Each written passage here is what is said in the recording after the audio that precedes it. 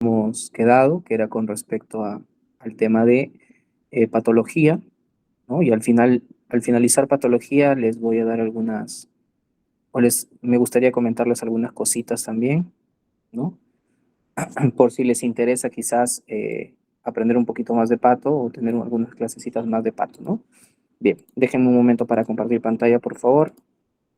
Tengo solamente una hora para poder realizar la ponencia, chicos, así que si es que hoy corro un poquito, disculparán el tiempo si no se me es amigo esta vez.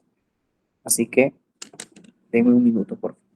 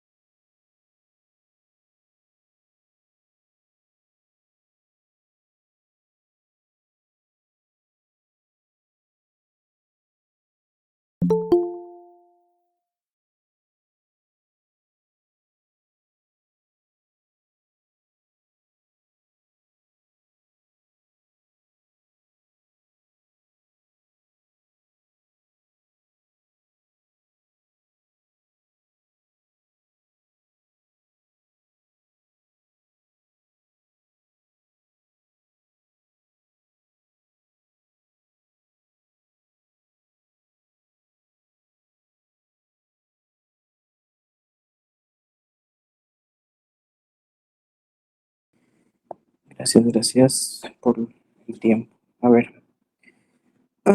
Bien, acá tenemos la clase de hoy. Nosotros nos habíamos quedado en lo que era lesión celular. Eh, Como no me encuentro ahora en mi casa, sino me encuentro en mi centro de trabajo, entonces estoy con Megas.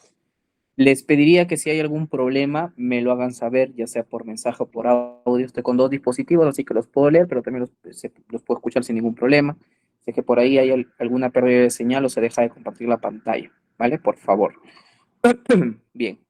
Entonces, la última clase que tuvimos, desarrollamos el tema de lesión celular, como pueden recordar en estas diapositivas que hicimos, ¿no? Y también la introducción a patología. Pues ahora nos toca hablar sobre la sesión número 3, que sería muerte celular, o la parte 3 en todo caso de mi ponencia, y vamos a darle con todo a esto. Espero que sea de su agrado. Comencemos entonces hablando sobre muerte celular, ¿vale?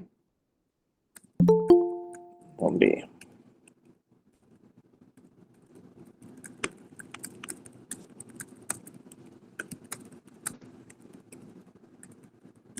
Bien.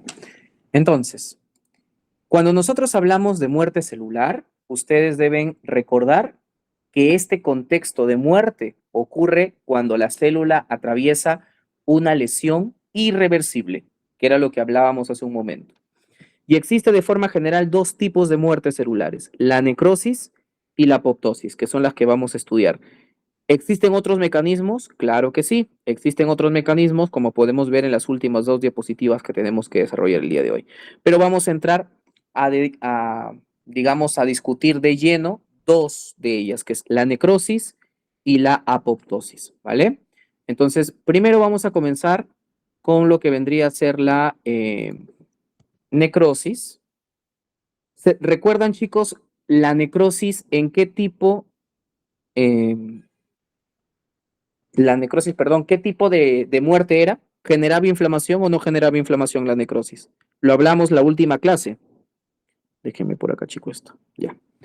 Si ustedes recuerdan, la apoptosis, claro, ¿no? La apoptosis no generaba inflamación, la necrosis sí generaba inflamación. Entonces, definimos a la necrosis como una muerte incidental en donde la célula se desmorona y accidental en donde la célula se desmorona.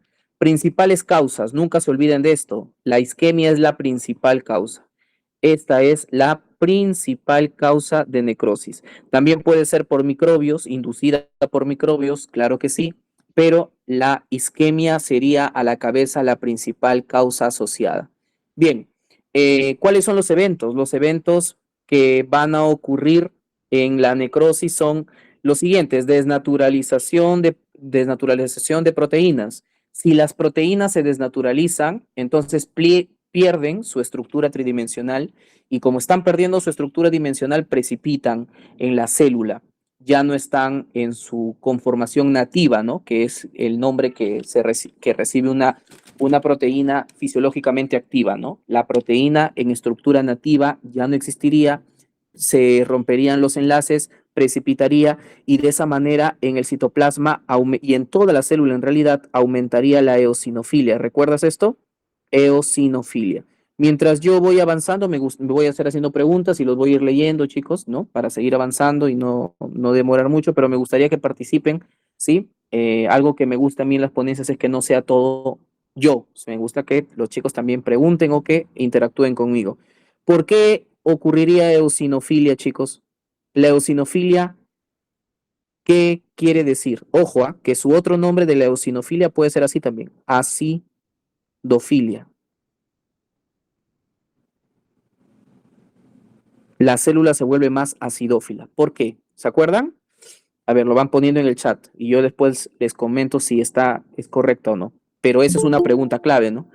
Que te pueden poner en patología. La desnaturalización proteica, ¿por qué aumenta la acidofilia celular o la eosinofilia? ¿Por qué?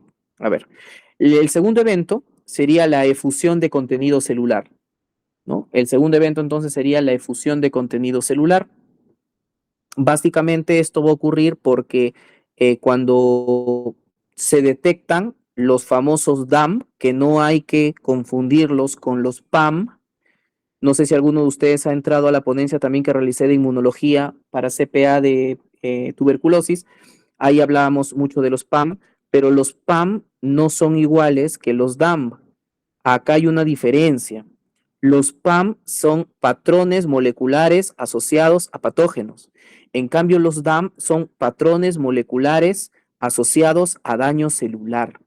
Entonces, para que la necrosis se active, tienen que haber lectura de DAMs, o sea, de patrones que me estén indicando que la célula está teniendo un daño.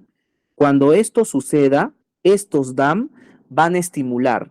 ¿Qué van a estimular? La respuesta inmune.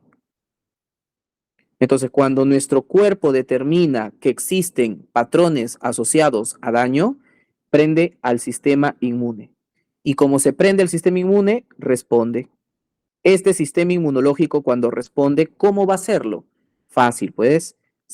¿Cuál es una manifestación de que nuestro sistema inmunológico está prendido? La manifestación de que nuestro sistema inmunológico está prendido se visualiza de la siguiente manera. Se visualiza como favorece la inflamación.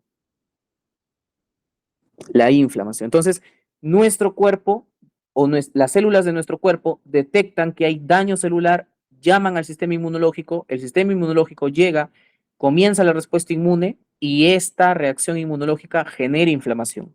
Por eso es que te decía que la necrosis tiene que ver con una muerte que provoca inflamación del tejido. ¿Listo? Acá está justamente, mira, el siguiente evento sería la inflamación local. Entonces, cuando nosotros hablamos de la inflamación local, debemos recordar, debemos recordar que esta inflamación local está mediada por los leucocitos que han sido reclutados o llamados luego de que se leyeron los DAM. Y finalmente lo que seguiría es la digestión de la célula lesionada. Esa célula que está muriendo, esa célula que está fragmentada, tiene que ser comida por fagocitosis. ¿Vale? Esos son los eventos. Se desnaturaliza primero la proteína, se vuelve la célula más eosinófila. Esa célula más eosinófila comienza a tener otras características que son leídas como daño celular por las células aledañas. Las células aledañas detectan ese daño celular, llaman al sistema inmunológico, se provoca la inflamación local por por por el reclutamiento de leucocitos y luego las células lesionadas se tienen que comer por fagocitosis, ¿vale? Bien, espero que hasta ahí esté todo ok. Otra cosa que también va a suceder, que deben también recordarlo, es por acá, miren,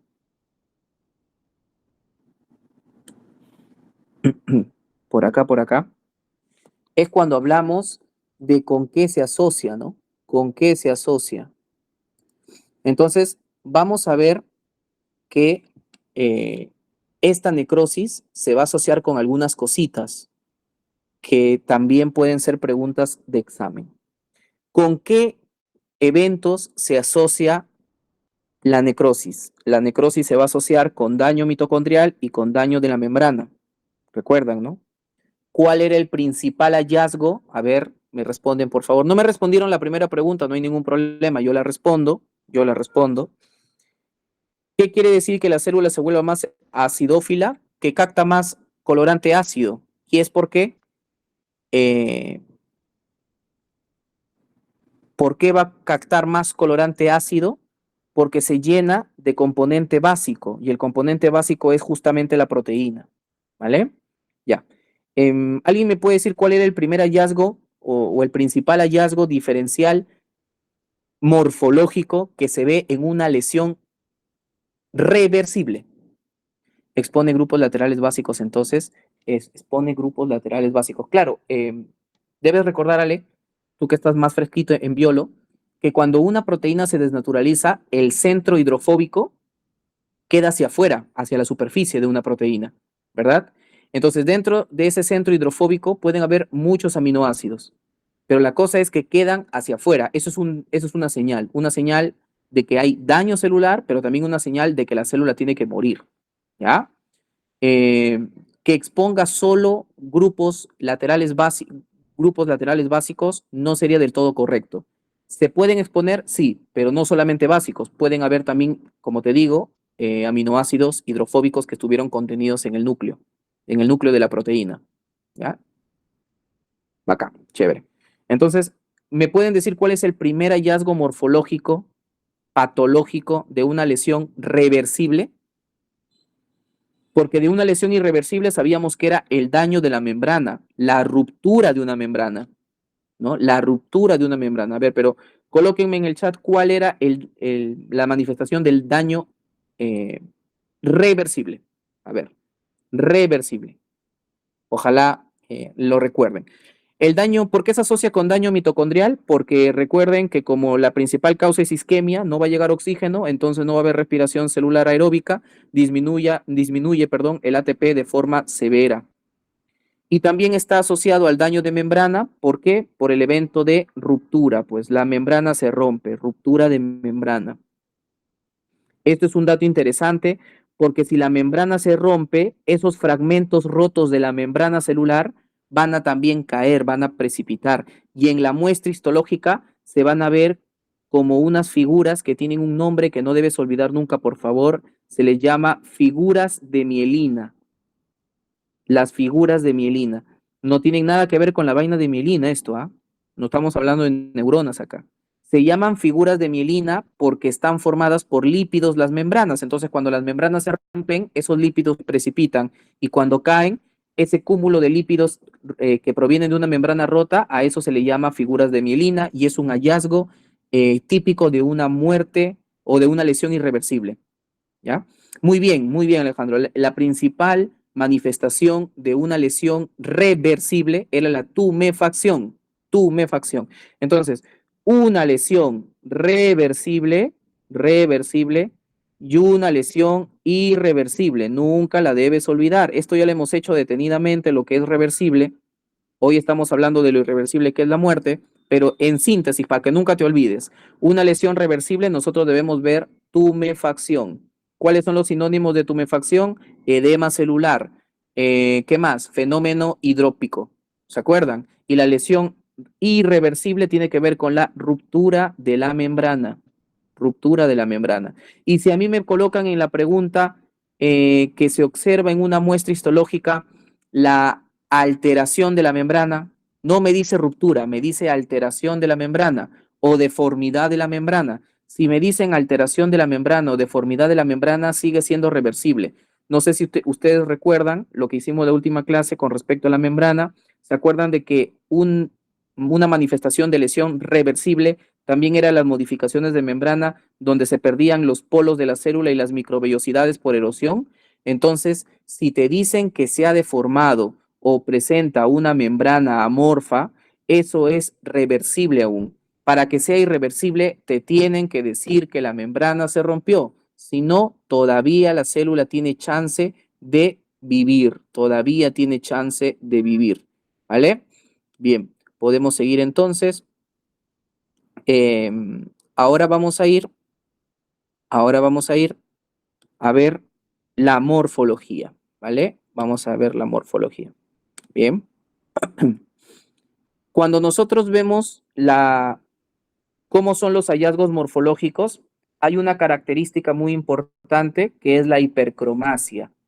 ¿Qué significa hipercromacia? Vamos a colocarlo por acá.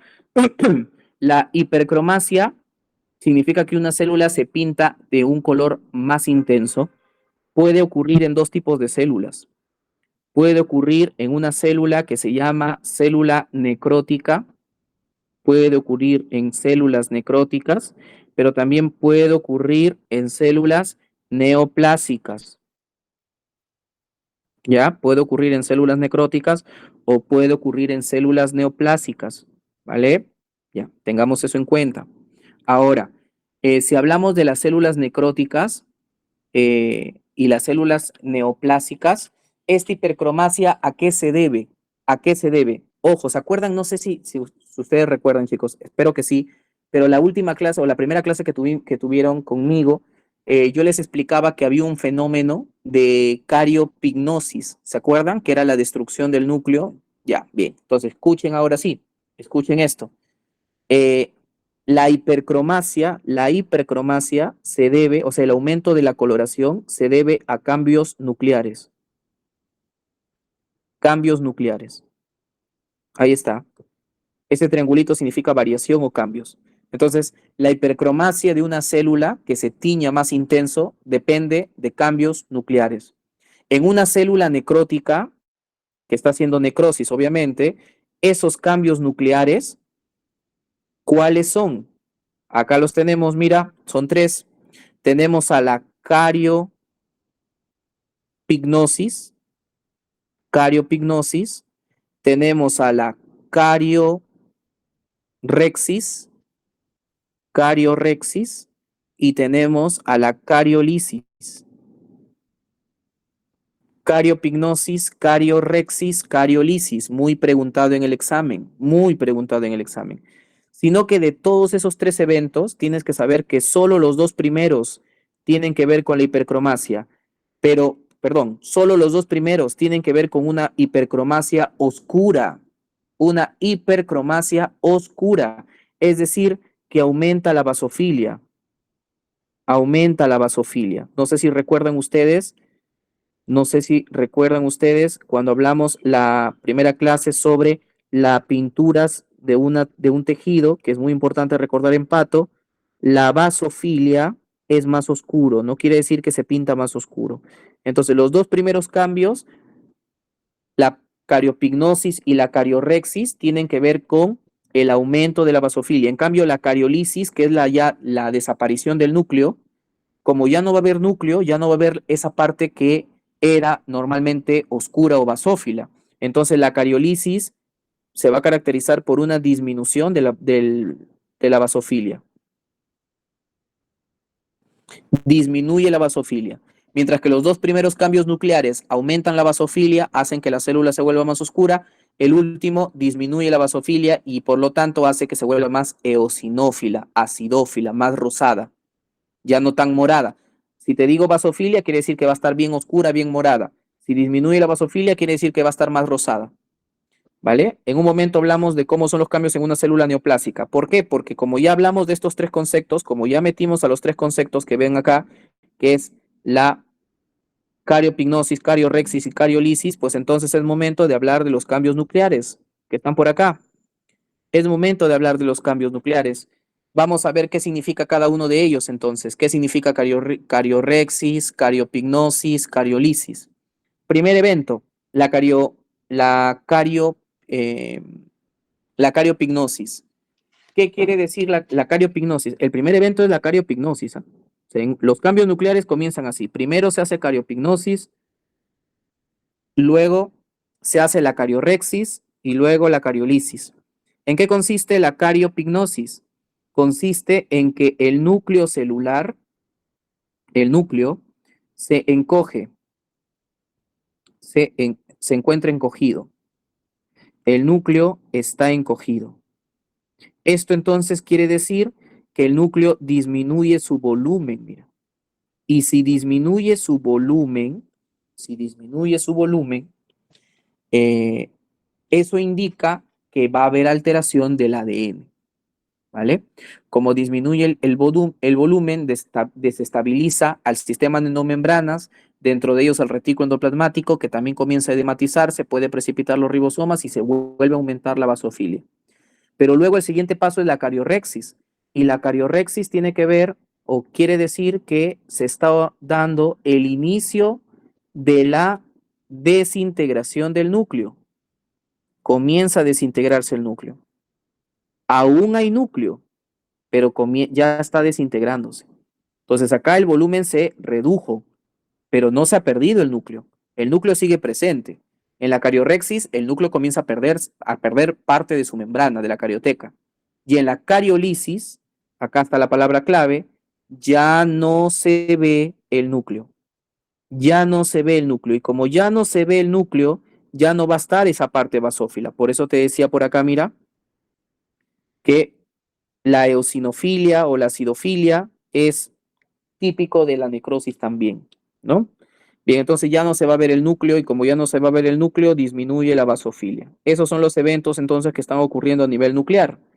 Bien, volvamos a lo que estábamos hablando de las células neoplásicas ahora. ¿Y qué pasa con las células neoplásicas? Entonces te comento que en la célula neoplásica también va a ser también se van a dar los cambios nucleares. También se van a dar. Pero los cambios nucleares en una célula cancerígena o neoplásica no se va a dar por cariopignosis, cariorexis, cariolisis, no.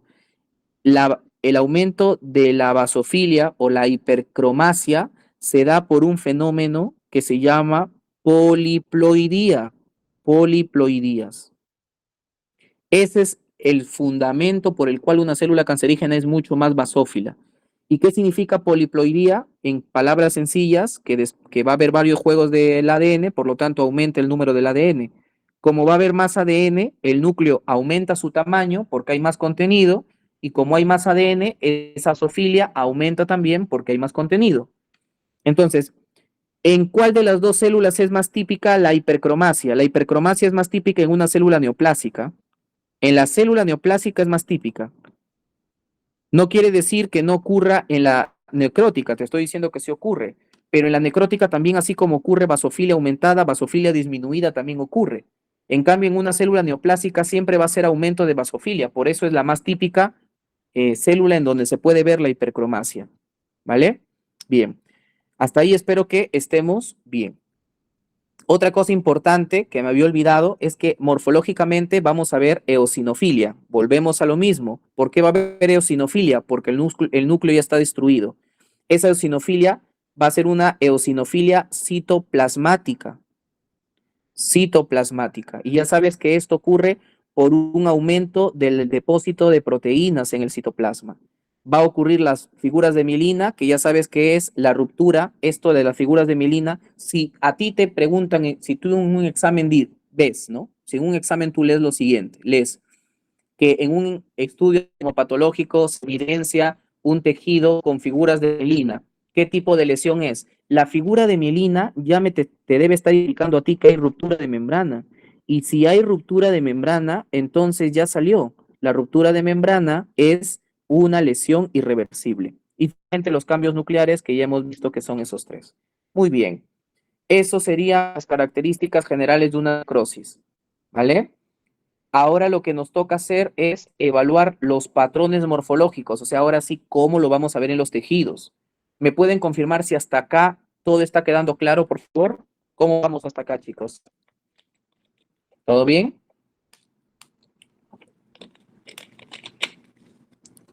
¿No tienen ninguna duda?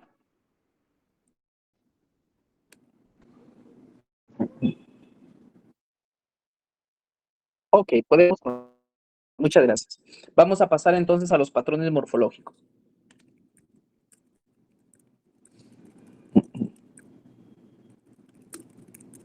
A ver, espérate. Voy a responder aquí.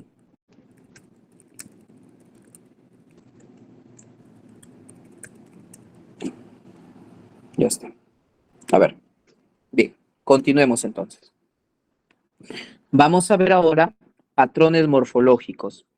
Cuando nosotros estudiamos patología, es inherente, recuerden esto, es inherente no conocer o, perdón, tener que conocer los cambios histopatológicos que se observan.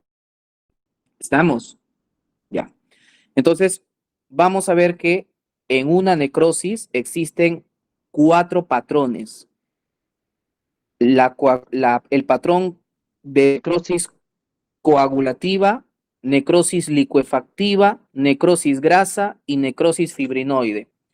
Uno lee esto en el Robbins, en la patología de Robin, y puede ser confuso. Entonces, lo que yo te voy a plasmar es un poco de lo que he leído en Robbins y obviamente en otros libros de patología, pero también, y esto sí obviamente tengo que mencionarlo, yo tuve el agrado y la suerte de verdad de que esta unidad rotar con para mí, uno de los más capos en este tema a nivel de Trujillo y por qué no a nivel nacional, que es el doctor Requena. Así que básicamente te voy a dar las pepas así diagnósticas que él nos mencionó. Así que espero que quede así como para mí también en su momento, pues facilitó mucho su explicación. Todo está demostrado en libros, no se preocupe, no es que no esté verificado. A mí me gusta verificar la información también. Vamos con la necrosis coagulativa. Entonces, ¿en qué consiste la necrosis coagulativa? La necrosis coagulativa consiste en un proceso en donde va a ocurrir la desnaturalización de proteínas, ¿ya? Lo primero. Pero tú sabes que no solamente se pueden desnaturalizar las proteínas, sino que también se desnaturalizan aquellas que tienen capacidad enzimática, que son las enzimas. Entonces, la desnaturalización de las proteínas y la desnaturalización de las enzimas son eventos fundamentales para entender esto. Primero, la desnaturalización de proteínas ya sabemos que está asociado a una característica morfológica. ¿Cuál es la característica morfológica cuando hablemos de desnaturalización de proteínas? ¿Cómo vamos a ver a los tejidos, muchachos? Si hay una desnaturalización de proteínas. Y lo otro sería, ¿qué pasa si se desnaturaliza las enzimas, no? Claro, es sinofilia aumentada. Perfecto. Entonces, la desnaturalización de proteínas aumentada y la desnaturalización de las enzimas, lo que va a generar es que ya no se dé un evento celular que es la digestión celular. La desnaturalización de las enzimas trae como consecuencia el fallo, ¿no? El fallo, ahí está, fallo en la digestión, fallo en la digestión, fallo en la proteólisis, que es la ruptura de proteínas mediada por enzimas. ¿Estamos? Bien. Eh, de todos los patrones, este patrón es causado, ¿no? Es mayormente causado por la isquemia. Entonces, cuando nosotros hablemos de isquemia, primero debemos saber que la isquemia va a producir necrosis, no apoptosis, necrosis. Muy bien. Entonces, tenemos una necrosis por isquemia. ¿Qué tipo de patrón morfológico espero encontrar? Un patrón de necrosis coagulativa, pues. Necrosis coagulativa. Eso es lo que yo espero encontrar. ¿Vale? No se olviden. Entonces, todos los tejidos, Edward, pueden sufrir de necrosis por isquemia y su patrón sería coagulativa. No. No, hay una excepción. Y esto generalmente es lo que más preguntan cuando toman patrones, porque aquí se pueden confundir el alumno. Todos los tejidos eh, que sufren isquemia mueren por necrosis y su patrón morfológico al examen sería una necrosis coagulativa, excepto el tejido nervioso.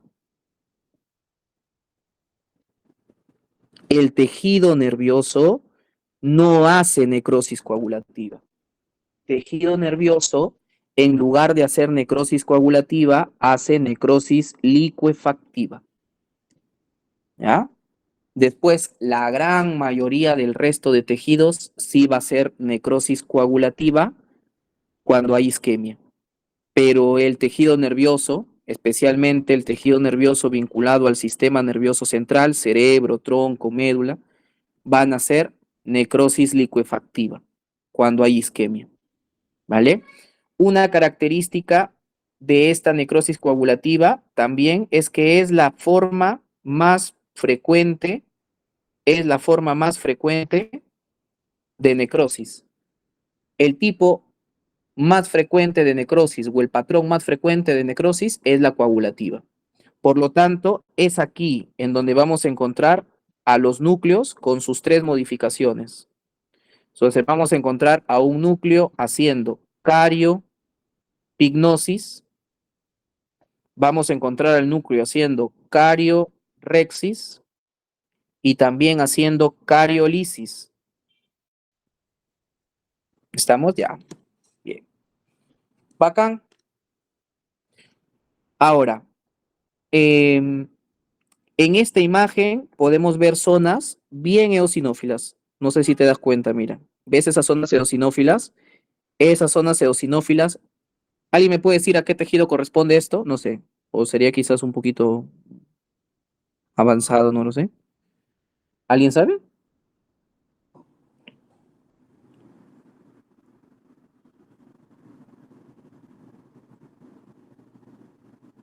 Bueno, ¿ya? Te comento que esto de aquí es riñón, por si acaso, ¿no? No sé si observan, pero por acá está un glomérulo. ¿No? Pero la región tubular está en necrosis, aumentada la eosinofilia. Esa es una necrosis, ¿ya? ¿Por qué en el tejido nervioso no se destruye sus enzimas? No, no, no, no, no, no. O sea, no quiere decir que no haya destrucción de enzimas. De hecho, sí hay destrucción de enzimas y de hecho las primeras enzimas en destruirse siempre, por ejemplo, cuando hay aumento de temperatura, son las del tejido nervioso. Pero lo que yo te estoy diciendo es el patrón. El patrón de necrosis coagulativa no se va a dar en el sistema nervioso central. Y en un momento entenderemos un poquito más sobre eso. ¿Ya? Bien, sigamos. Chévere por las preguntas. Sí, estoy tratando de leer de vez en cuando y responder, no se preocupen, pueden dejar sus preguntas. Ahora, otro punto importante que debemos entender es quizás cómo se originó la isquemia, ¿no? O sea, yo ya sé que la isquemia es la principal causa de una necrosis y justamente la principal necrosis o el principal tipo de necrosis es la coagulativa. La pregunta es cómo se origina esta isquemia. Entonces, ustedes deben saber que quizás el evento más frecuente de isquemia, por no decir el más frecuente le voy a decir, pero en realidad es casi más del 80 o 90% de las causas de isquemia, es la obstrucción de un vaso sanguíneo. Cuando hay un vaso sanguíneo que se ha obstruido, esa obstrucción genera isquemia. Porque si se obstruye un vaso ya no pasa sangre y no pasa oxígeno. Entonces, la obstrucción de un vaso es la principal causa de isquemia. ¿Vale? Bien. Ahora, ¿cómo se va a llamar, Edward, a esta zona donde se evidencia la necrosis coagulativa? Entonces ahí aparece un término. El área que está haciendo necrosis coagulativa, ¿sabes cómo se le llama? Se le llama así, tú has escuchado este nombre, infarto.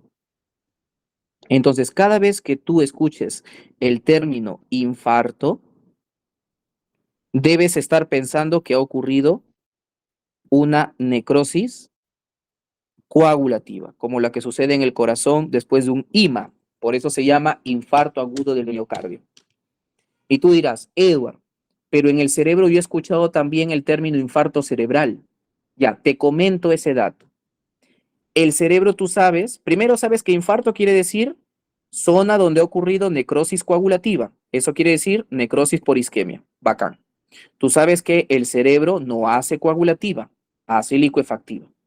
Entonces, ese término infarto asociado a cerebro no es correcto. Cuando ustedes en algún momento roten por neurología o por neurocirugía, van a darse cuenta que el término infarto no es correcto. Se utiliza otros términos, accidente cerebrovascular de origen isquémico, ¿no? Ictus cerebral, pero no infarto, ¿ya? Que se puede usar, se puede utilizar. Sería una modificación nada más. En el cerebro ocurriría un infarto cerebral, pero este infarto cerebral no es por coagulativa, es por necrosis licuefactiva. Hay que precisar eso. ¿Ya? Solo hay que precisar ese punto adicional.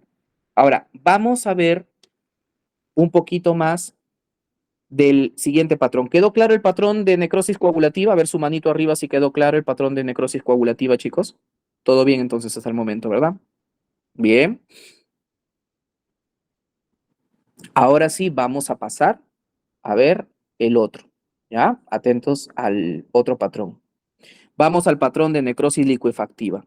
Entonces, en el patrón de necrosis licuefactiva sí habrá digestión de las células muertas.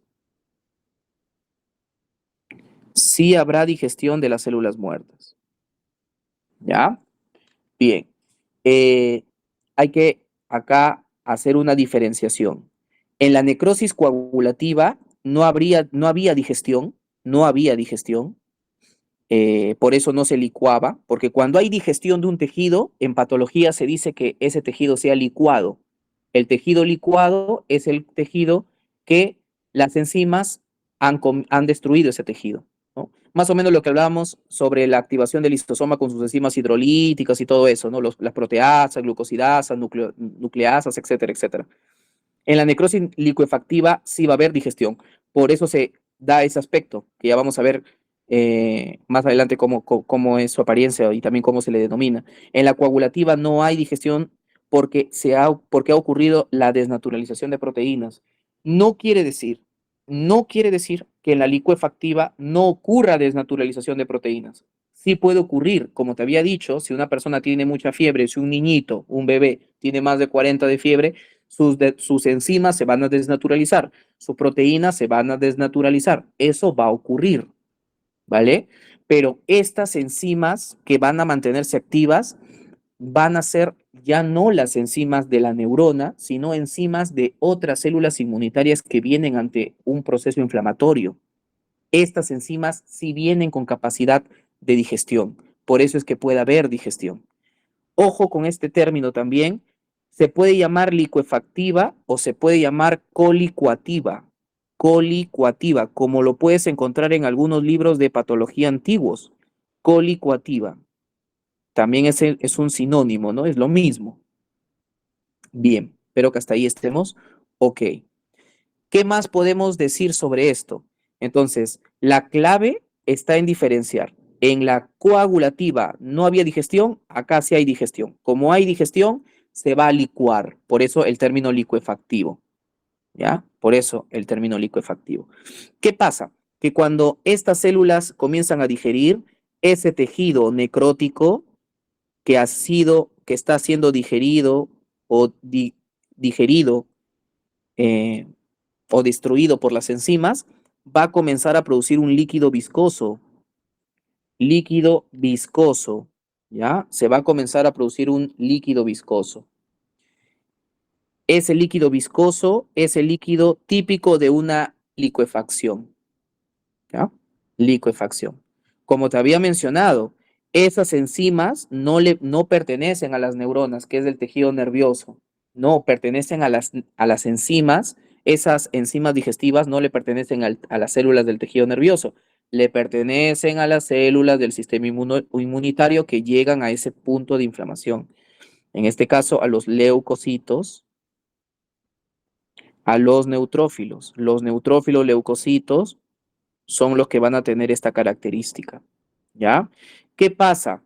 Cuando los leucocitos o neutrófilos comienzan a hacer una digestión, también van a tener un tiempo de vida y luego van a morir, así como cuando son asesinados por un agente patógeno.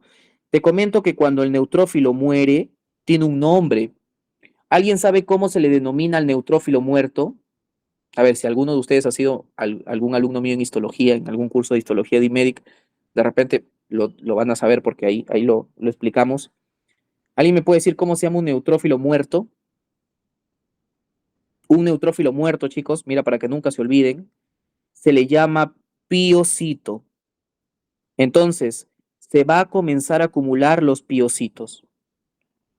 Ya se van a comenzar a acumular los piocitos. Pero ojo, no solamente van a estar muertos los neutrófilos, sino también todo ese tejido nervioso o el tejido que está sufriendo esta necrosis licuefactiva, todos estos tejidos que están destruidos, o sea, los restos celulares también van a estar presentes. Entonces te comento que el conjunto de piocitos más el conjunto de restos celulares que provienen del tejido destruido, a todo eso en conjunto lo conocemos como pus. Lo conocemos como pus. Entonces, una característica de la licuefacción es la generación de pus. Aquí está mira aquí, esta es la lesión. Todo esto que ves de color amarillento, que está un poquito, se nota inclusive bien como si tuviera exudación, ¿no? Todo eso es pus. Ahí está pus. Esa pus, mira, se ha originado alrededor de un centro necrótico lesionado, mira. ¿Vale? Bien, podemos continuar. Podemos continuar. Entonces ya sabes, ¿ya? Pus, entonces, pus. Justamente como esta necrosis licuefactiva produce pus, se dice que es una necrosis purulenta. Purulenta. Uy, acá hay unos términos bien chéveres, ¿ah? Bien chéveres. Bueno, que tienen que ver con otro tema, que es inflamación. Ojalá en algún momento, pues, si se animan ahí en IMEDIC y se inscriben ahí, podemos tener más charlitas sobre patología. Pero les comento que la necrosis purulenta tiene otro nombre, que en varios exámenes en SIP de ciencias básicas, que dan los chicos de tercer y cuarto de medicina, tercer año y cuarto año, viene mucho en estas preguntas, ¿no? El término supurado. Entonces, la necrosis purulenta, vamos a borrar acá que me he equivocado, también se le llama necrosis supurada. Y bueno, chicos, los que están en la nacional, mi más sentido pésame porque ahí en el examen los términos van a jugarte, te pueden poner, por ejemplo, purulenta, supurada y luego supurativa. ¿Es lo mismo supurada que supurativa? No. ¿Cuál es la diferencia? Luego no aparece ninguno de los dos, pero aparece la palabra flemonosa o flemosa, pucha. Entonces eso es lo complicado quizás del examen, ¿no? Que nuestros doctores les gusta jugar con esos términos, ¿no? Entonces vamos a ver un poquito sobre también esos términos, pero por el momento la necrosis licuefactiva también se le puede denominar una necrosis purulenta o supurada porque produce pus. Se va a llamar así cuando produzca pus. Mientras no produzca pus, no se le llama supurada ni purulenta. ¿Ya? Bacán. No te olvides que hablábamos de los neutrófilos. Recuerda que los neutrófilos, como hacen mucha fagocitosis, deben tener un montón de lisosomas. Toda célula que haga mucha fagocitosis debe contener muchos lisosomas, porque los lisosomas se encargan de la digestión. Los lisosomas se encargan de la digestión intracelular, por eso hay muchos lisosomas, y justamente los lisosomas tienen enzimas hidrolíticas que son las que van a hacer la digestión. Bien, hasta ahí espero que vayamos bien. Te había dicho de algunos términos, ¿no? Algunos términos que, como te explicaba hace un momento, pueden generar un poquito de confusión. Entonces, para eso vamos a ir a explicar un poquito de esos términos para que no haya más problema. ¿Ya? Bien. Entonces, permítanme por aquí rapidito colocar algunas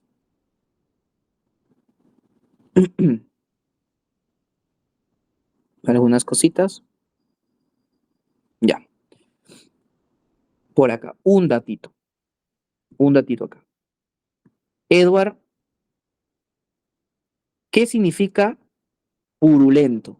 Entonces, cuando tú veas la palabra purulento, quiere decir que el tejido tiene pus. Eso quiere decir, el tejido tiene pus. Entonces, tú ves un término purulento, significa tiene pus, tiene pus, tiene pus,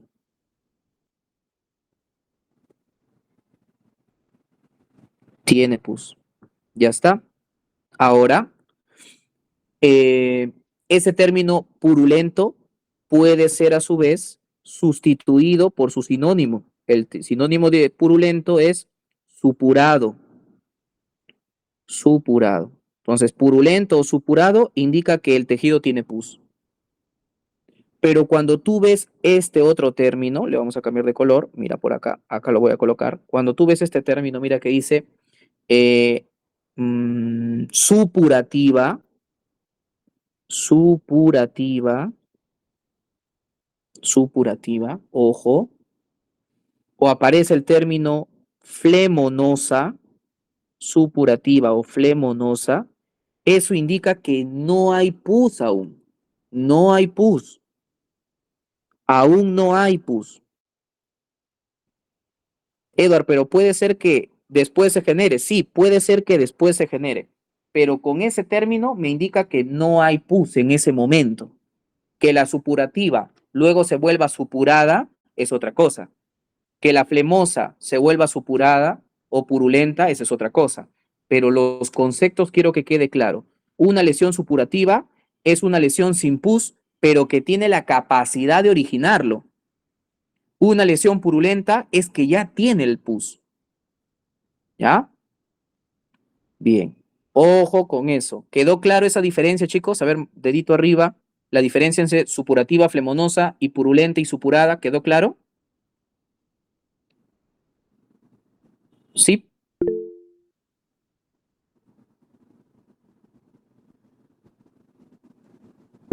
No, no, no, no, no. No, no. El término flemonoso es que tiene la capacidad de, no hay pus aún, no hay pus establecido y tiene la capacidad de convertirse.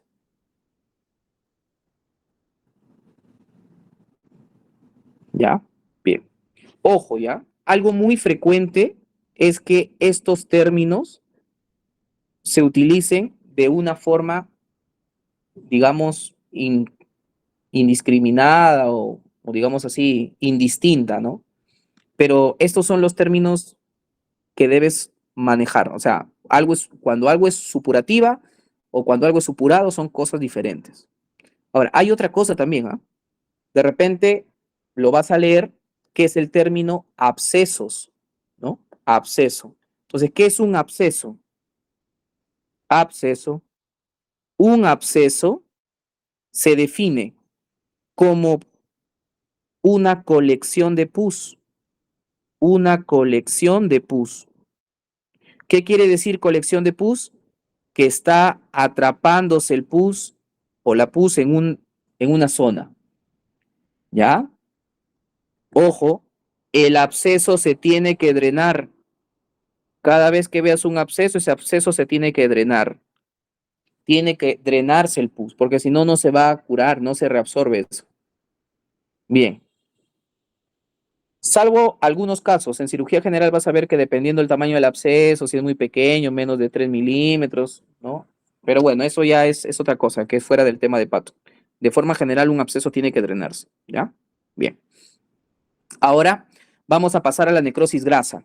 Entonces, la necrosis grasa se caracteriza porque es una necrosis nuevamente que va a ser enzimática, o sea, va a haber activación de enzimas, una necrosis enzimática, pero también puede haber una necrosis de tipo grasa celular, o sea, una necrosis celular. Una necrosis enzimática y una necrosis celular. ¿Cuál es la diferencia? En la necrosis grasa de tipo celular, lo que va a ocurrir es que el adipocito muere, muerte de adipocito, muerte del adipocito, ¿ya? Y en la necrosis grasa enzimática es porque las enzimas van a hacer digestión del tejido. En una hay muerte de adipocitos, pero esta muerte de adipocitos es por traumatismo, pero también puede haber una muerte de los adipocitos por digestión enzimática. Entonces, la necrosis grasa enzimática es cuando los adipocitos mueren por digestión enzimática. La necrosis grasa de tipo celular es donde por un traumatismo los adipocitos mueren, ¿no? Bien. ¿Cuál de los dos es el más típico? La enzimática, pues, ¿no? La enzimática es la más típica o la más común y está asociada con una enfermedad que es la pancreatitis aguda. Pancreatitis aguda, no se olviden de eso, ¿ya? La necrosis grasa va a estar asociada a la pancreatitis aguda. Toda necrosis grasa va a estar presente en tejidos donde se metabolice la grasa. ¿Cuáles eran los tejidos donde se metaboliza la grasa? Era el hepatocito, el páncreas, las gónadas, las glándulas suprarrenales, ¿vale? Entonces todos esos órganos pueden sufrir una necrosis grasa. Bien, entonces lo que va a suceder aquí, mira, en esta necrosis, no sé si observas, hay unas zonas blanquecinas. Esas zonas blanquecinas inclusive son un poquito más duritas que el resto. ¿Sabes qué son? Son estos puntitos blancos indican un evento llamado saponificación grasa. Saponificación grasa. ¿Y en qué consiste la saponificación grasa? Consiste en lo siguiente. La necrosis grasa de tipo enzimática lo que va a hacer es hacer una liberación de enzimas llamadas lipasas. Lo que van a hacer las lipasas es romper a los triglicéridos. Triglicéridos. Ahí están, los triglicéridos. Recuerda que los triglicéridos son los principales lípidos que se almacenan en el tejido graso. Cuando los triglicéridos se rompen, lo que se va a liberar, ¿qué es? Se va a liberar glicerol más ácidos grasos. A mí lo que me interesa son los ácidos grasos. ¿Por qué? Porque esos ácidos grasos se pueden unir con calcio. Y cuando el ácido graso se une con calcio, ocurre la saponificación de la grasa. Y la saponificación de la grasa en una lesión se va a observar como puntitos blancos. ¿Vale? Bien. Y finalmente tenemos a la necrosis fibrinoide. La necrosis fibrinoide también recibe otro nombre, también se le llama, perdón. No. La necrosis fibrinoide se caracteriza porque de todas las necrosis es la necrosis más eosinofílica de todas. Es la necrosis más eosinofílica. O sea, eso quiere decir que es la que más lesión rosada se va a mostrar, ¿no? Como podemos observar acá, ¿no? Entonces, dato importante que tienes que saber, dato importante, es cómo ocurre esta necrosis fibrinoide. Va a ocurrir por la acumulación de proteínas. Acumulación de proteínas, pero estas proteínas no son cualquiera, porque si solamente te digo acumulación de proteínas, pucha, la coagulativa también genera acumulación de proteínas. Entonces, ¿cómo se diferencia? Que la fibrinoide es acumulación de proteínas que o son fibrina o parecido a la fibrina. Por eso se llama necrosis fibrinoide, que significa parecido a la fibrina. Entonces, cuando las proteínas que se están acumulando o precipitando son parecidas a la fibrina, ocurre la necrosis fibrinoide. Y eso es típico de los vasos sanguíneos. ¿Ah? Entonces, este tipo de necrosis está relacionada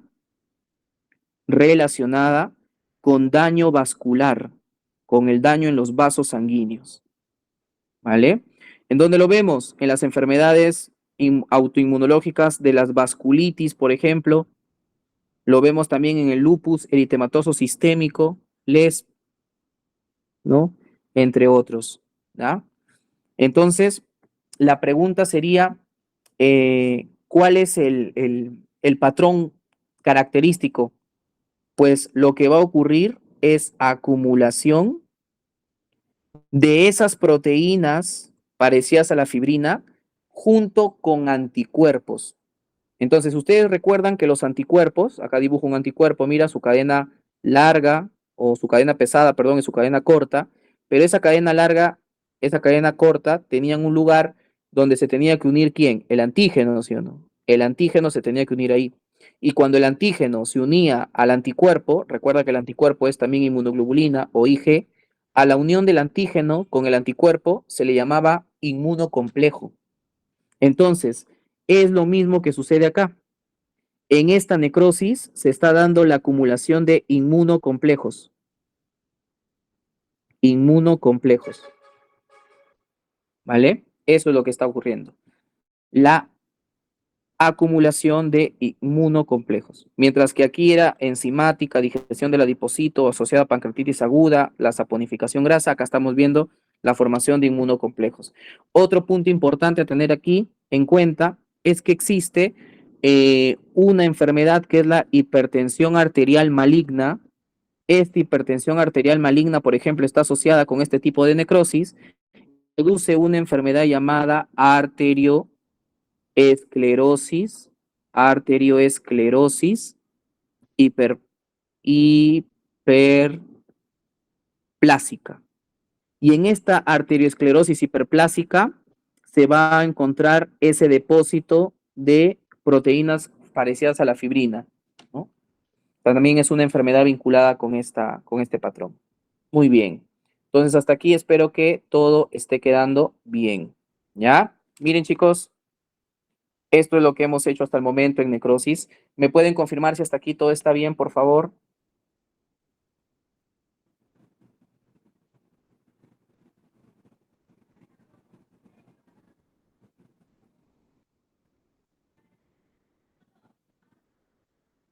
Bien, muy bien.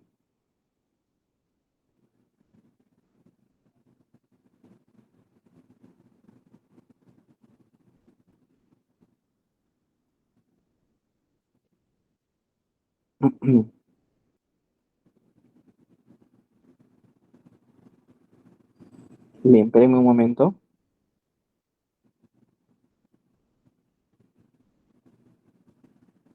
A ver.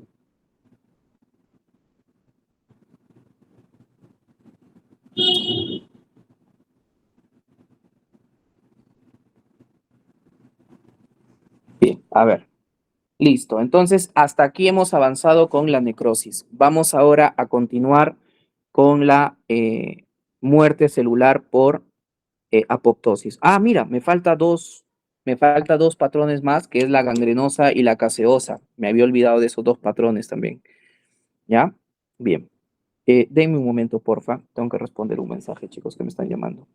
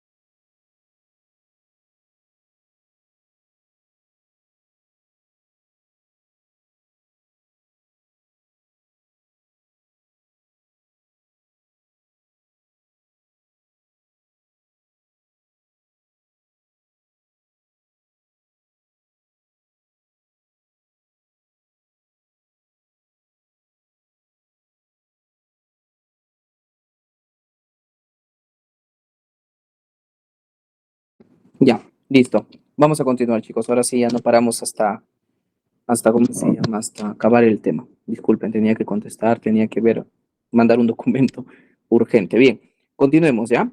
Entonces ahora nos tocaría hablar sobre la necrosis gangrenosa. Entonces, estas dos tipos de necrosis, gangrenosa y caseosa, son interesantes. Hay que tratar de ¿cómo se llama? De entenderlo, bonito, ¿ya? Entonces, primero vamos con la necrosis gangrenosa. Esta necrosis es la que coloquialmente se le conoce como la gangrena. Gangrena. Entonces, hablemos un poquito sobre eso, sobre la gangrena.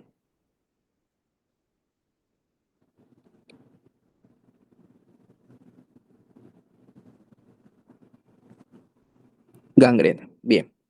La gangrena puede ser de dos formas. Nosotros podemos tener una gangrena seca o podemos tener una gangrena húmeda. Gangrena seca o gangrena húmeda. Cuando nosotros hablamos de la gangrena seca, quiere decir que la área de necrosis es un sólido, sin exudado, sin líquido, sin nada. ¿Ya? Eso es lo que quiero que recuerdes. En cambio, la húmeda es cuando hay líquidos. Entonces, ¿por qué te decía hace un momento? ¿Por qué te decía hace un momento que esta necrosis que solamente existían cinco necrosis, que eran estas cuatro más me había faltado mencionarte la caseosa?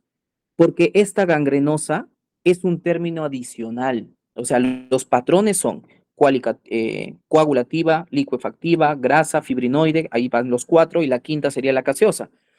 Pero la necrosis gangrenosa es un tipo de forma adicional de llamar a otras dos que ya las acabamos de estudiar. Entonces, ¿alguien me puede decir cuál es la necrosis líquida de las que acabamos de ver? Donde había líquido, donde había fluido, de las cuatro que hemos visto acá. ¿Cuál era la necrosis que se asociaba con líquido? La licuefactiva, exacto. Entonces, eso es. ¿Y la seca quién será? Su antagonista. ¿Y quién es el antagonista? La coagulativa. Entonces, la necrosis seca, o perdón, la gangrena seca no es otra cosa que la necrosis coagulativa. Coagulativa. Y la gangrena húmeda no es otra cosa que la necrosis licuefactiva. Licuefactiva. Ya sabes, licuar, memorízate licuar como a preparar un batido, el batido es líquido, así que la licuefactiva tiene que tener líquido. La gangrena seca va a tener una apariencia, ¿no? La famosa apariencia morfológica, apariencia acartonada. El tejido va a ser acartonado. ¿Cómo es eso? Oscuro, pues. Esa es la necrosis negra. De repente todos ustedes han visto en algún momento una imagen de dedos negros y te han dicho, esos dedos están gangrenados, ya los van a tener que amputar. Entonces, esa es la gangrena seca, esa es la evidencia de una necrosis coagulativa severa, ¿ya? Y la gangrena húmeda o necrosis liquefactiva ya va a ser una manifestación de un líquido viscoso, espeso, que ya sabemos, ¿no? ¿Cómo se conoce ese líquido viscoso o espeso, chicos? A ver. Lo hemos hablado, ¿ah? Pus, perfecto. Vamos a tener a pus. Entonces, la gangrena húmeda, en otras palabras, es la que tiene pus. La gangrena seca no tiene pus. Por eso es seca. ¿Vale? Bien, sigamos. Ahora lo que vamos a hacer es pasar a estudiar la necrosis caseosa, que era el último patrón que sí faltaba, ¿no? Se llama caseosa porque el patrón de la lesión se parece al caseum. El Casium es parecido al queso, ¿no? Es como si fuera un queso. ¿Y por qué se forma esto? ¿Ah? Esto de acá se va a formar por la desintegración de la membrana celular. La desintegración de la membrana celular. Bien. pregunta típica, ¿no? ¿Qué enfermedad de forma característica presenta un patrón de necrosis gaseosa? Bueno, se asocia, se asocia clarita con algo que ya hemos hablado, ¿no? La tuberculosis, ¿no? La gangrena gaseosa. Ah, buena pregunta, Alejandro.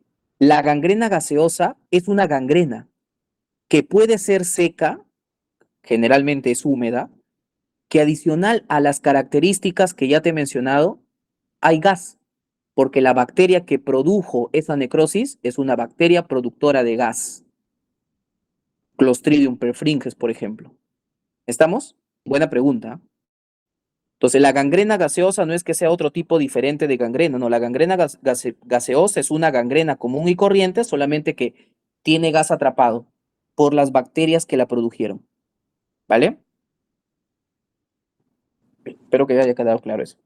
Buena pregunta.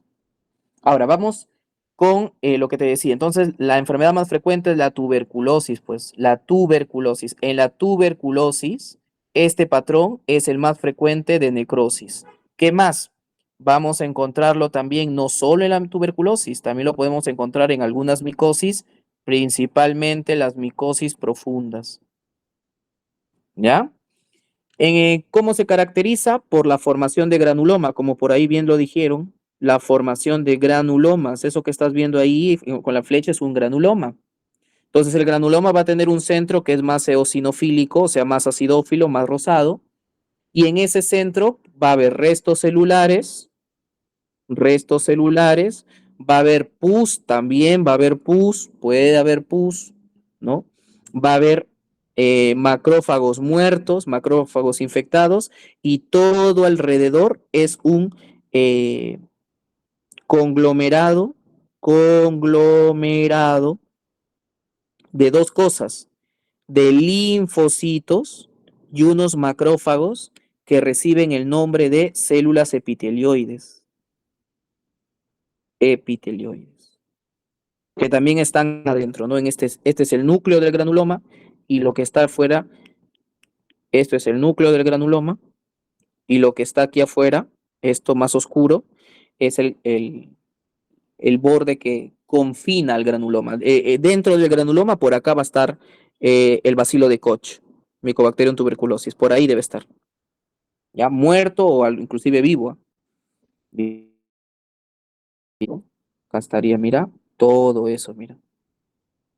Pus. ¿Vale? Bien, ya está. La necrosis caseosa. Chévere, podemos continuar ahora.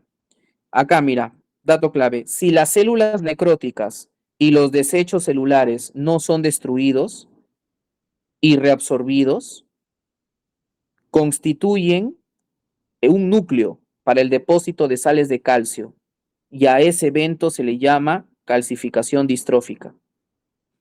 Entonces, cuando el tejido necrótico y todos los restos celulares no son digeridos, reabsorbidos, limpiados o extraídos de la zona, en ese lugar se va a comenzar a depositar calcio y va a ocasionar una calcificación distrófica.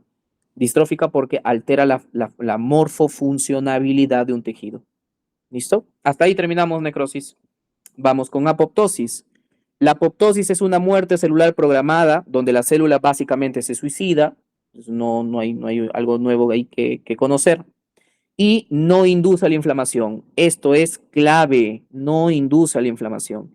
Básicamente acá hay dos vías.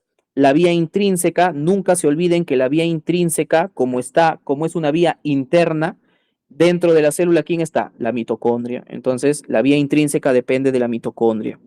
Pero también tenemos una vía extrínseca y esta vía extrínseca depende de señales de muerte que vengan del exterior, señales de muerte, ¿no? Bien, interacciones del FAS con el receptor del factor de necrosis tumoral. Esas son, digamos ahí, el dúo dinamita que encadena la vía extrínseca. Características muy importantes sobre esto. Mira, acá había una diferencia, ¿no? Mira, acá me faltó explicarte esta imagen. Ahí hay una diferencia entre una necrosis que vemos a este lado y una apoptosis que vemos en este lado, donde se forman los cuerpos apoptóticos en la apoptosis o vesículas de muerte celular en la apoptosis. En la necrosis no hay formación de vesículas, mientras que acá la célula comienza a destruirse y a desintegrarse en forma de gotitas. En la necrosis explota la célula y todo su contenido se libera al exterior. ¿Ya? Bien, acá vamos a ver que la vía extrínseca, esta vía extrínseca va a necesitar de unas caspasas llamadas caspasas iniciadoras y luego de las caspasas ejecutadoras. Esta misma ruta va a tener que acoplarse la vía intrínseca. La vía intrínseca recuerda que tiene que ver con la mitocondria y por lo tanto el citocromo C a la cabeza.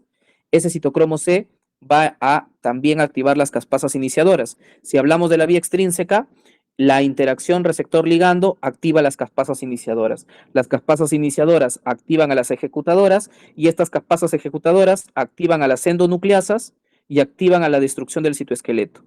¿Ya? Bien, sigamos por aquí. Mira, acá vemos una célula viable y una célula con apoptosis. Entonces, característica importante. ¿Cuándo una célula va a hacer apoptosis? Cuando no, puede hacerlo de dos maneras. Cuando el daño sea interno o cuando venga una señal de afuera. Entonces, la señal de afuera básicamente es una carencia de señal. Es una carencia de señal. No se olviden de eso. Carencia de señal. ¿Qué quiere decir? Una célula para que siga viviendo necesita de señales de supervivencia. Eso quizá lo debe recordar por biología molecular o por biología celular en el tema de señalización celular. En la UNT esto se estudia en señalización celular 2, donde estudian los factores de crecimiento, señalización vinculado a control genético, que es la señalización parte 2, ¿no? Donde ven la vía Notch, la vía Hatch-Lack, todas esas, la vía Sonic, la vías Head-Hot, todas ellas.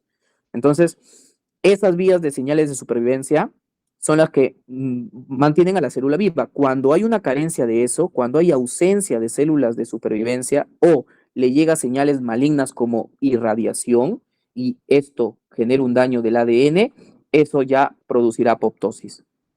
¿Estamos? Producirá apoptosis. Mientras no ocurra esto, esto es básicamente la ruta por mitocondria. El citocromo C sabemos que forma parte de la mitocondria, participa en la cadena transportadora de electrones, se encuentra en el espacio intermembrana. Este citocromo C no puede salir. La única forma para que el citocromo C salga es por un poro que se llama BCL2, ¿no? Va a salir por el BCL2. Eso es lo que debes conocer, ¿vale? Pero ¿qué sucede? Cuando el BCL2 está, en este caso, cerrado, ¿no? No va a haber fuga del citocromo C. Pero por otro lado, cuando se activan sensores, proteínas BH3, por ejemplo, que también se relacionan con otras proteínas como la SARC, que es proteína cancerígena, lo que va a ocurrir es que estas proteínas van a ser antagonistas de la BCL, ¿no? Entonces, básicamente, se van a unir a la BCL, obstruyendo al BCL, pero abriendo, ¿no? O activando al BAX. Y cuando activan al BAX, el citocromo C sale por BAX, ¿no? Por el canal BAX-BAC. Y eso activa a las caspasas, ¿no? Ya está. Bien. La apoptosis se puede dar en condiciones fisiológicas, pero también se puede dar en condiciones patológicas. Entonces, ¿cuándo decimos que está ocurriendo en condiciones fisiológicas? Vamos a hablar un poquito sobre eso. Las condiciones fisiológicas en donde va a ocurrir...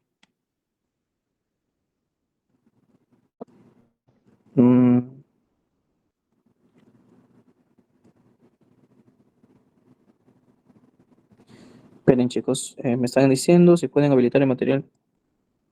Pásate, Mario. Pásame el temario. Ya está. Hay chicos de eMedic que me están pidiendo material. Bien. Entonces, las condiciones fisiológicas consisten en, por ejemplo, eliminar células no necesarias, ¿no? Eliminar células no necesarias o mantener el número constante. Cuando hablo de eliminar células no necesarias, esto, por ejemplo, es lo que ocurre en un órgano que es el timo. En el timo, donde se da la maduración de linfocitos T, los linfocitos T que no pueden reconocer a los antígenos, ojo, que no pueden reconocer a los antígenos. Uno. que no tengan receptores tipo T. 2. O que reconozcan antígenos propios y actúen frente a ellos. Esas 3 son señales para que los linfocitos tengan que morir y mueren por apoptosis. Entonces, ese es un ejemplo de eliminar células que no son necesarias, pues para tu organismo no es necesario que tengas células inmunológicas que son dañinas. Mantener el número constante de células también. ¿Cuáles son los eventos? Los eventos son los siguientes, ¿ya? Los eventos en donde va a ocurrir, donde puede ocurrir en condiciones fisiológicas es durante el desarrollo, durante la involución dependiente de hormonas, el recambio celular y la eliminación de células autorreactivas. Esto de durante el desarrollo es, por ejemplo, cuando, no sé, ya me imagino que ustedes han llevado embriología, existen un concepto que son los primordios. Entonces, los primordios son los que van a dar origen a los órganos ya adultos o los órganos ya maduros con el que el bebé va a tener que nacer. Entonces, estos primordios van a tener que ser destruidos por apoptosis, ¿no? Los primordios se destruyen. Cuando ya se forma el órgano, los primordios tienen que destruirse. Involución dependiente de hormonas. Este ejemplo en las mujeres, por ejemplo, la degeneración del endometrio.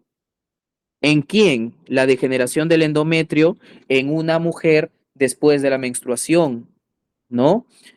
O también la alteración o degeneración del endometrio en la mujer posmenopáusica. Entonces, eso también ocurre porque las células del endometrio van a comenzar a morir por apoptosis, ¿no? ¿Por qué? Porque como esas células solo vivían dependientes de hormonas, como ahora ya no van a tener hormonas, ya no van a tener esa señal, entonces mueren, pues. ¿Se acuerdan que una forma para morir es que no reciban señales, ausencia de señales de supervivencia?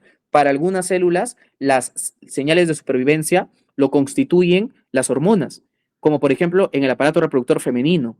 Entonces, si las mujeres ya no producen hormonas en la etapa posmenopáusica, por ejemplo, entonces ya no va a haber ese estímulo para la supervivencia y las células del endometrio van a comenzar a morir y el endometrio de una mujer posmenopáusica se atrofia, ¿ya? Ya no lo necesita el endometrio, pues el endometrio solamente sirve para poder implantar, para que se implante el ovocito y mantenerlo ahí 9 meses. Pero si ya no va a poder tener hijos porque ya está en la etapa posmenopáusica, ya no necesita el endometrio. Entonces eso es fisiológico, no es malo. Que se atrofie el endometrio de una mujer de 50 años no es malo, al contrario, es parte de la vida, es natural. Por eso es un evento fisiológico. Recambio celular.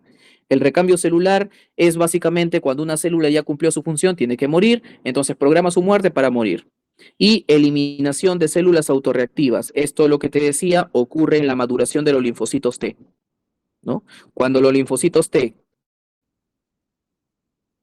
reaccionan mucho con antígenos de tu propio cuerpo, esos linfocitos no sirven, son malos, tienen que destruirse. ¿Ya? Bien, ahí está. Y luego ahorita vemos las condiciones patológicas. Ya, antes de ver las condiciones patológicas, chicos, principales causas de una apoptosis. Las principales causas de una apoptosis están en este dibujo, pues. Acá está, mira. Acá estudiamos causas de apoptosis, causas en este gráfico, al menos en este lado, causas de apoptosis. La privación de señales de supervivencia, que no le lleguen señales de supervivencia y reciben señales proapoptóticas. ¿Cuáles son las señales proapoptóticas? Dime un ejemplo. Un ejemplo de señales proapoptóticas sería la irradiación. Irradiación, por ejemplo, de exposición a rayos X, rayos ultravioleta, y privación de señales de supervivencia es que ya no le lleguen hormonas o que ya no le llegue factores de crecimiento, no te olvides. ¿Y cuando la apoptosis es patológica? Allá, va a ser patológica cuando se vincule a daño irreversible del ADN, acumulación de proteínas mal plegadas, ciertas infecciones virales y atrofia patológica de conductos. ¿Ya? Atrofia patológica de conductos.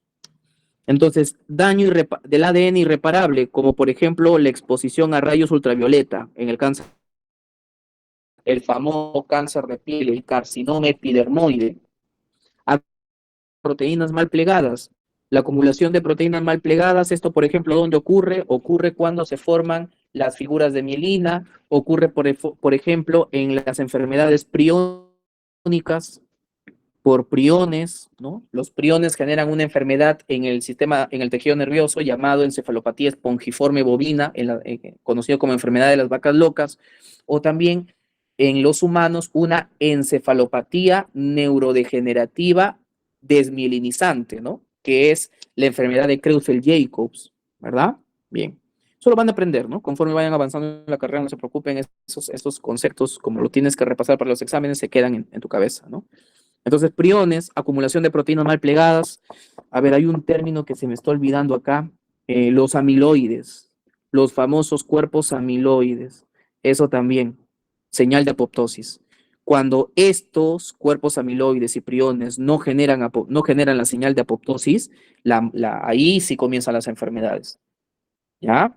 Lo normal es que genera apoptosis y de esa manera la persona se mantiene sana y salva, ¿no? Ciertas infecciones virales, claro, las infecciones virales generan apoptosis también, ¿no? El virus de la hepatitis B genera una apoptosis patológica a nivel del tejido y también una necrosis hepática, ¿no? Que se puede complicar y generar un carcinoma hepático, hepatocelular. La atrofia patológica por obstrucción de conductos. ¿Cómo ocurre eso? Esto sí, importante. Tengo un conducto, tengo un conducto. Hasta ahí espero que estemos bien. Tengo un conducto. Ese conducto está formado por células que están formando sus paredes. Bien. ¿Qué pasa, chicos, si por ejemplo, estoy hablando de un conducto biliar, supongamos, y aparece un cálculo ahí, mira, un cálculo, algo que obstruye? Ese cálculo va a presionar a las células de las paredes y los va a presionar tanto que les genera disminución de oxígeno. Entonces, esa presión crónica que están recibiendo las células de este conducto va a generar disminución de la respiración celular. No le llega oxígeno. Y esto produce isquemia. No le va a llegar oxígeno y por más que le lleguen nutrientes, tampoco va a poder utilizarlo. Se produce la isquemia, ¿verdad? Entonces la disminución crónica de oxígeno, de nutrientes, conduce a la isquemia y lo que va a hacer eh, esa isquemia, ojo a esa isquemia, que es por una disminución de oxígeno, no por disminución de flujo, no por disminución de flujo. Yo te estoy diciendo que no es que no le esté llegando sangre, te estoy diciendo que a una célula la están apretando, la están asfixiando con la presión, pero los nutrientes siguen llegando, solamente que no las va a poder utilizar la célula porque está siendo asfixiada. Por eso es que la isquemia, en este caso, no va a terminar en necrosis. Terminaría en necrosis si la isquemia fuera por obstrucción del flujo sanguíneo. Acá es una disminución crónica del aporte de oxígeno. El aporte de oxígeno disminuye. ¿Estamos? Entonces, esto va a conducir a una apoptosis. Entonces, todas estas celulitas comienzan a morir y la consecuencia es que el conducto va a quedar así, mira. Va a disminuir su tamaño. Eso se llama atrofia. Atrofia. Entonces, la atrofia es una consecuencia de una apoptosis. No siempre las atrofias son patológicas. Como te dije aquí, la degeneración del endometrio también produce atrofia del endometrio, pero eso es fisiológico. Pero como acá le están obstruyendo el aporte de oxígeno, es algo externo, allá eso es patológico. Entonces la atrofia puede ser patológica como también fisiológica. ¿Vale? Bien. Ya está. Morfología. La morfología tenemos la reducción del tamaño celular. Esto de aquí, todo lo que va aquí, es lo que ya te expliqué acá. ¿Por qué? Porque la disminución de oxígeno crónico produce apoptosis. Esa apoptosis produce atrofia y la atrofia se caracteriza por disminución del volumen de la célula y del tejido. Condensación de la cromatina. La condensación de la cromatina es quizás el evento más importante de estos patrones o de estos cambios morfológicos. Es el evento más distintivo. ¿Por qué? Porque en la necrosis la condensación de la cromatina no ocurre. Lo que ocurre más bien es la destrucción. La destrucción. La condensación de la cromatina quiere decir que si el cromosoma está plegado, ahora va a estar recontra más plegado, está recontra super mega archi plegado. Condensación es que se pliegue más. Pero ojo, ese plegamiento va a ser, imagínate que esto es el núcleo, el plegamiento va a ser alrededor del núcleo, en la periferia del núcleo. Entonces comienza a haber una zona más oscura en la periferia del núcleo. Y el núcleo comienza a verse así. Así comienza a verse el núcleo, mira. Como si toda su pared estuviera recontra hinchada. En realidad no está hinchada, sino que se ha agregado esta cromatina descondensada. Y luego viene la formación de cuerpos apoptóticos. Recuerda, por favor, los cuerpos apoptóticos. Los cuerpos apoptóticos están formados, ¿por qué están formados? Están formados por citoplasma, membrana celular y organelos. Está formado por citoplasma, membrana y organelos. Y además, restos del núcleo, restos nucleares. Edward, o sea que también el núcleo se va a destruir con pinzas. El núcleo no se destruye, se desintegra en pequeñas partes. Y esas pequeñas partes se van a mezclar con partes del citoplasma, con partes de organelo y van a estar rodeadas por una membrana. Edward, pero eso no es lo que ocurre en la necrosis, no, porque en la necrosis no hay, cuando ocurre la necrosis, la célula estalla, revienta, y todas estas sustancias salen. No hay alguien que las confine. En la apoptosis hay una membrana que confina a los restos celulares. Eso evita que haya inflamación. Bien. También tenemos unos conceptos importantes. Tenemos a los cuerpos de Councilman, a los macrófagos del cuerpo tangible, y también vamos a ver que en lupus hay algunas modificaciones también. Esto de aquí, muchachos, que son los cuerpos de Councilman, no son más que cuerpos apoptóticos. Macrófago de cuerpo tingible también es un macrófago que tiene cuerpos apoptóticos digeridos, ¿no? En lupus también se puede dar esto, ¿ya? Bien, sería una buena pregunta, a ver si la investigas.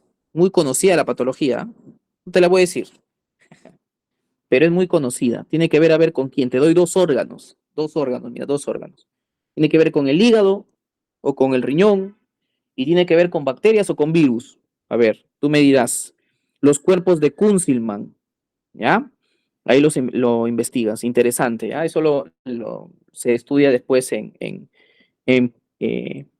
patología de la segunda unidad en la UNT al menos, ¿no? Y finalmente la fagocitosis de los cuerpos apoptóticos. ¿Quién fagocita los cuerpos apoptóticos? Los macrófagos, o en todo caso las células dendríticas. ¿Vale? Perfecto. ¿Cómo podemos ver una apoptosis en una vista, Edward, en un estudio histológico? Pues primero una célula donde su núcleo está bien moradito en el costado, como te he dicho, la condensación de la cromatina, que es el hallazgo más importante y más distintivo. Eso primero. Segundo, no podemos dar cuenta de eso al encontrar a los macrófagos que están consumiendo restos celulares, ¿no? Llenos de residuos celulares. ¿Vale? O cuando el tejido ha disminuido su volumen por la atrofia. Patrones que nos pueden ayudar. Listo, chicos, para terminar, existen otros mecanismos de muerte, como por ejemplo, ya hemos estudiado la apoptosis, mira que depende de caspasas, pero también existe la necroptosis, también existe la piroptosis, la ferroptosis y la autofagia, aunque la autofagia no la vamos a tocar, pero existe la necroptosis, la piroptosis y la ferroptosis. Entonces, la necroptosis, como te puedes dar cuenta, no es una mezcla, ¿no? Entre apoptosis y necrosis. Es una mezcla entre apoptosis y necrosis. Pregunta, ¿la necroptosis produce inflamación? Sí. La piroptosis usa caspasas. Entonces, ¿Solo la apoptosis utiliza caspasas? No, la piroptosis también utiliza caspasas. ¿Quién muere por estrés oxidativo? ¿O qué tipo de muerte es solo por estrés oxidativo? Solo, he dicho, solo. ¿Ah? La ferroptosis, estrés oxidativo, por hierro, por acumulación de iones ferroso. ¿Vale? Acá tenemos un resumen de estas, justamente, para que puedas un poquito más evaluar la autofagia, la apoptosis, inclusive hay la crupoptosis. La cuproptosis es cuando hay acumulación de cobre, así como hay, la ferroptosis es por hierro, la cuproptosis es por cobre. Tenemos necroptosis, ¿ya? No se olviden, la necroptosis no depende de caspasas. La que depende de caspasas es la piroptosis. Bien, existe un término que es la netosis. La netosis también es una muerte celular, pero ¿de quién? Del neutrófilo. La muerte celular del neutrófilo se llama netosis y en realidad es como una necrosis. La necrosis de un neutrófilo se llama netosis. Netosis. A diferenciarlo de granulación, que es simplemente exocitosis del contenido de los gránulos del neutrófilo, ¿no? Y diferenciarlo también de la fagocitosis, que es cuando come o fagocita bacterias. Muy bien, chicos. Y hemos llegado a la parte final. Hemos llegado a la parte final. Bien.